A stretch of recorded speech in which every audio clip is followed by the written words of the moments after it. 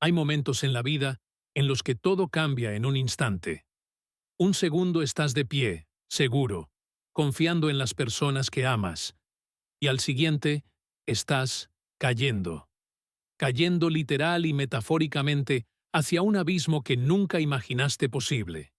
Mi nombre es Roberto, tengo 68 años, y pensé que conocía a mi familia. Pensé que el amor que construí durante décadas era inquebrantable. Pero esa tarde de octubre, cuando sentí las manos de Valeria en mi espalda y el vacío bajo mis pies, comprendí que había estado viviendo en una mentira. El dolor no fue lo peor, ni siquiera las costillas rotas o la muñeca fracturada.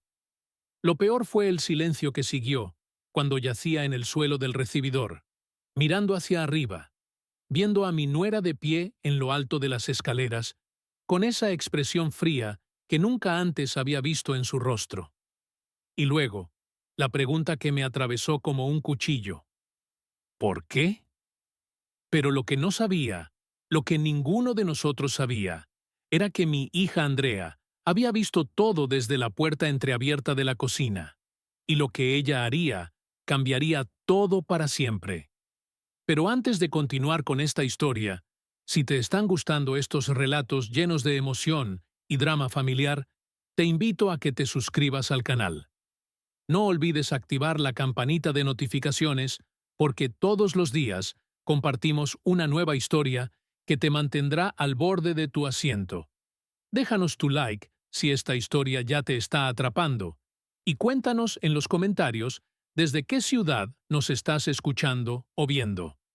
Nos encanta saber que formamos una comunidad de oyentes desde México hasta el último rincón de América Latina.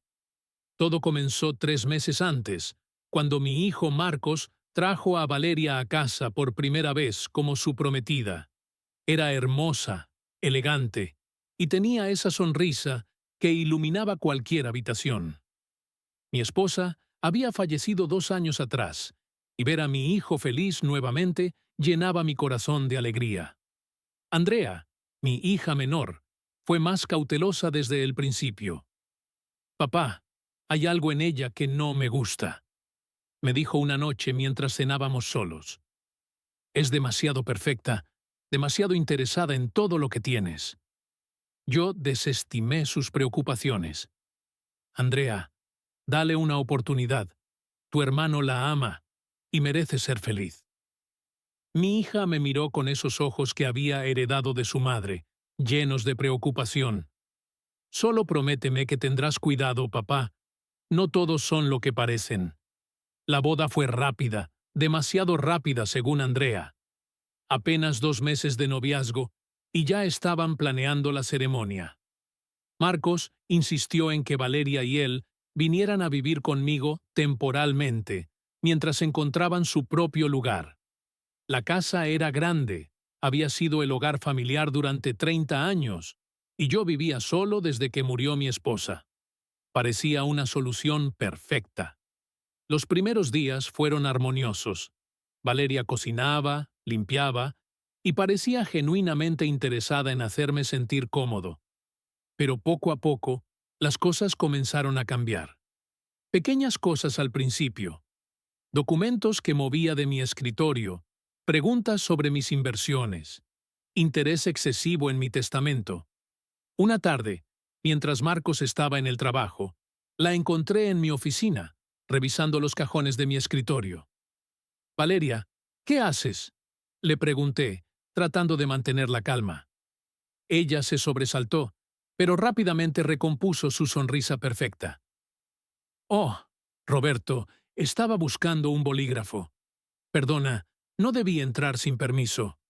Pero yo había visto los documentos de propiedad de la casa en sus manos, parcialmente abiertos. Mi instinto me gritaba que algo no estaba bien. Esa noche llamé a Andrea. «Cariño, creo que tenías razón sobre Valeria». Mi hija llegó a casa al día siguiente. Durante la cena observó cada movimiento, cada palabra de Valeria. Marcos estaba ajeno a todo, feliz en su burbuja de recién casado.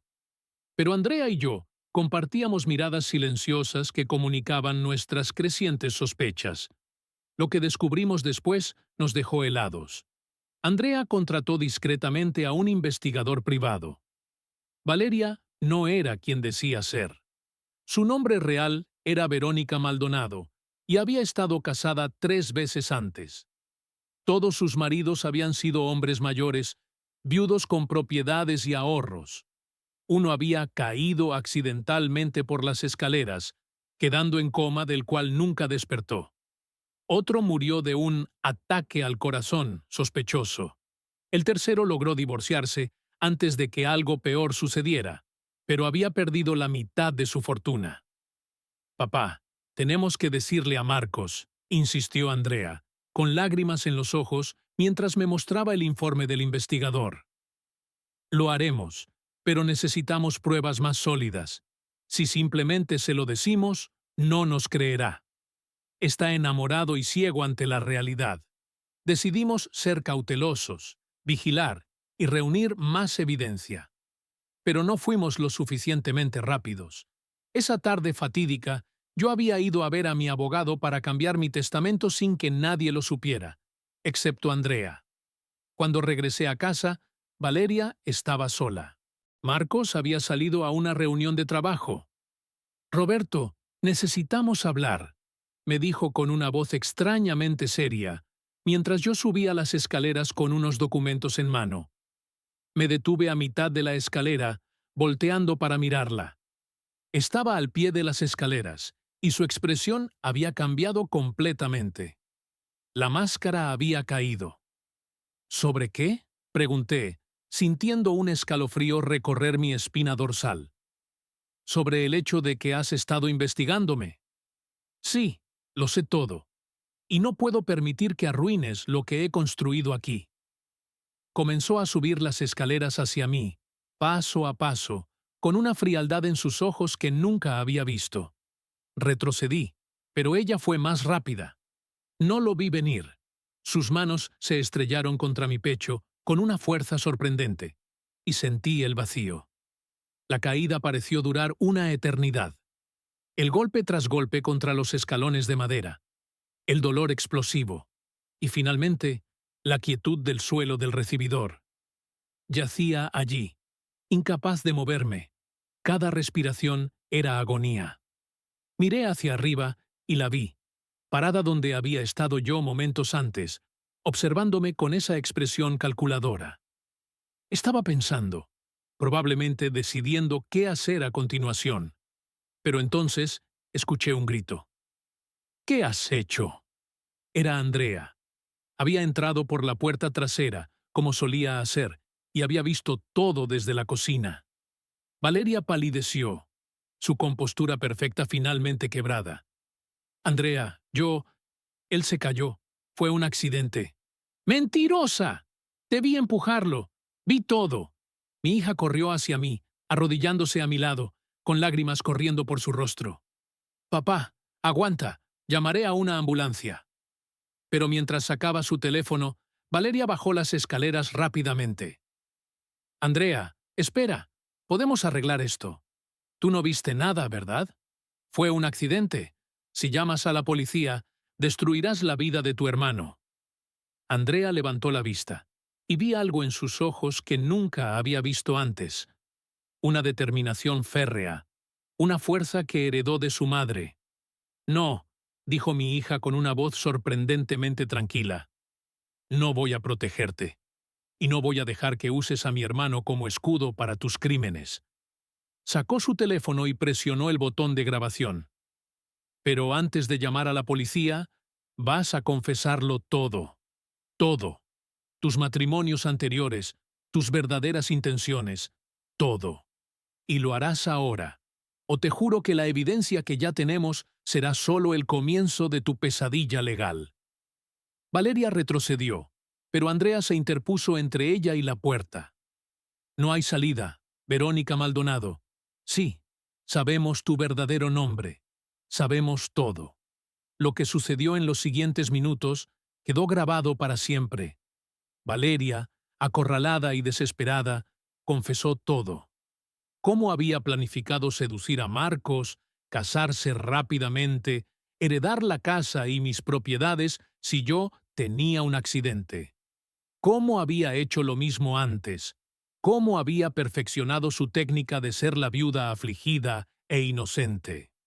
Para cuando llegó la ambulancia y la policía, Andrea había capturado todo en video. Marcos llegó poco después, destrozado al ver la escena. Su padre herido en el suelo, su hermana llorando pero firme, y su esposa siendo arrestada. Los meses que siguieron fueron de sanación, tanto física como emocional. Mis costillas se curaron, mi muñeca volvió a funcionar. Pero las cicatrices más profundas tardaron más en sanar. Marcos cayó en una depresión profunda, culpándose por haber sido tan ciego, por haber traído a semejante persona a nuestras vidas. Hijo, le dije una tarde mientras tomábamos café en el jardín, no te culpes. El amor nos hace vulnerables, nos hace confiar. Eso no es una debilidad, es lo que nos hace humanos. Pero casi te mata, papá, por mi culpa. No, por culpa de una mujer sin escrúpulos que nos engañó a todos. Pero mira lo que también trajo. Nos mostró la fuerza increíble de tu hermana. Nos recordó que la familia es más fuerte que cualquier mentira. Andrea, quien ahora visitaba aún más frecuentemente, se unió a nosotros en el jardín. El juicio es el próximo mes, nos informó, con la confesión grabada, los testimonios de las víctimas anteriores y toda la evidencia. El fiscal dice que es un caso sólido. Miré a mi hija, esta mujer valiente que había salvado mi vida con su coraje. Andrea, nunca te lo he dicho lo suficiente, pero tu madre estaría tan orgullosa de ti. Yo estoy tan orgulloso de ti. Ella sonrió, con lágrimas en los ojos. Mamá me enseñó a proteger a los que amo. Simplemente hice lo que tenía que hacer. El juicio fue público y ampliamente cubierto por los medios. Valeria, o Verónica, fue sentenciada a 25 años de prisión por intento de homicidio, fraude y otros cargos relacionados con sus matrimonios anteriores. Las familias de las otras víctimas finalmente obtuvieron justicia. Pero la lección más grande vino después, cuando los tres, Marcos, Andrea y yo, nos sentamos una noche en la sala donde todo había comenzado. ¿Saben qué es lo más extraño?, dijo Marcos, mirando hacia las escaleras. Durante todo ese tiempo, pensé que el amor significaba confiar ciegamente. Pero ahora entiendo que el verdadero amor es el que Andrea mostró. Proteger, incluso cuando es difícil, incluso cuando significa enfrentar verdades dolorosas. Andrea tomó la mano de su hermano. Y tú me enseñaste algo también, que incluso después de ser traicionado tan profundamente, todavía puedes elegir no dejar que la amargura te consuma. Los miré a ambos, mis hijos, más unidos que nunca después de casi perderlo todo. Su madre solía decir que la familia no es solo sangre, es elección. Elegimos amarnos, protegernos, perdonarnos, y en nuestros momentos más oscuros, esa elección es la que nos salva. Hoy, 2 años después, todavía vivimos en la misma casa. Marcos finalmente ha comenzado a salir nuevamente, pero con una sabiduría nacida del dolor. Andrea se mudó a la habitación de al lado para estar cerca de nosotros. Y yo, bueno, ya no subo las escaleras solo, no por miedo, sino porque mis hijos insisten en estar siempre cerca. Cada vez que paso por esas escaleras, no recuerdo la caída. Recuerdo la voz de mi hija gritando mi nombre. Recuerdo su valentía. Recuerdo que cuando estaba en mi momento más vulnerable, ella eligió ser mi fuerza. Porque al final, eso es lo que realmente nos define. No las veces que caímos, sino quién estuvo allí para levantarnos. Y gracias a mi hija, no solo sobreviví la caída, sobreviví para ver que el amor verdadero no es ciego, sino valiente.